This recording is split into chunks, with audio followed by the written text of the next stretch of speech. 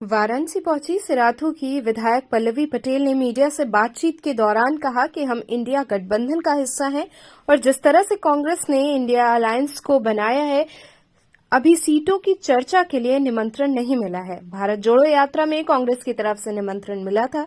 Seat बंटवारे के मुद्दे पर अभी निमंत्रण नहीं मिला है। सीटों की संख्या को लेकर पल्लवी पटेल ने कहा कि अभी अपना दल का उद्देश्य है गठबंधन को मजबूत करना।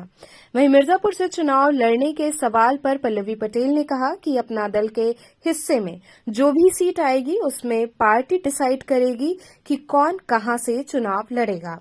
गठबंधन के टूटने के सवाल पर पल्लवी पटेल ने कहा कि इंडिया गठबंधन में जितनी भी पार्टियां शामिल हैं, हम सबका कर्तव्य है कि बड़ी मजबूती से हर प्रत्याशी को जिताया जाए। पार्टी छोड़कर लोगों का आना और जाना सामान्य घटनाक्रम होता है।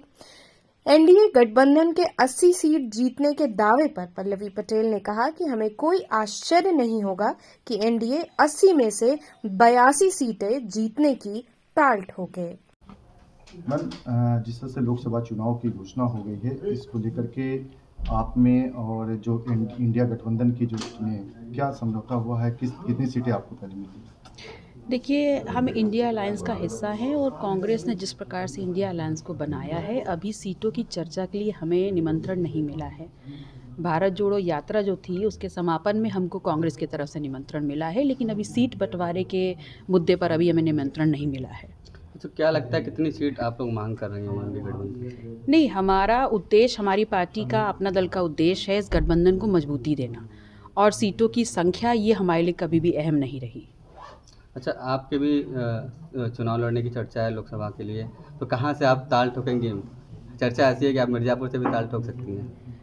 अपना दल पार्टी की जो भी सीटें आएंगी उसमें नेतृत्व डिसाइड करेगा, पार्टी डिसाइड करेगी कि कौन सा कार्यकर्ता किस लोकसभा क्षेत्र की सीट पर प्रत्याशी होगा।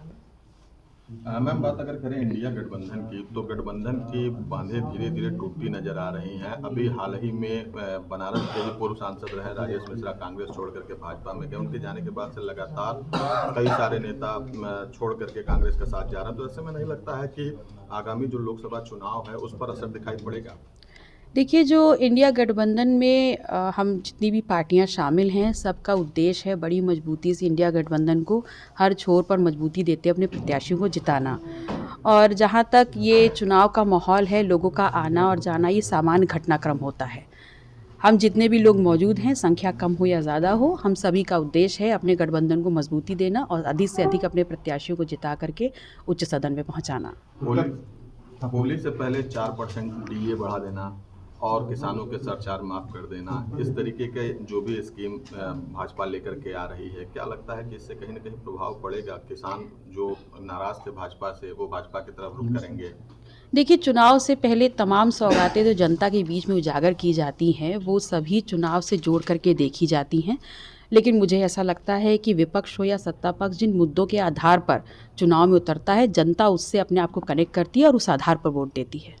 लोकसभा चुनाव में कितनी सीटें जो है इंडिया गठबंधन आए, क्योंकि एनडीए जो है 80 का दावा कर रहा है, आपको क्या लगता है? मुझे कोई भी अचरज नहीं होगा, I will not be surprise अगर एनडीए गठबंधन 80 में से 82 सीटें जीतने की ताल ठोके।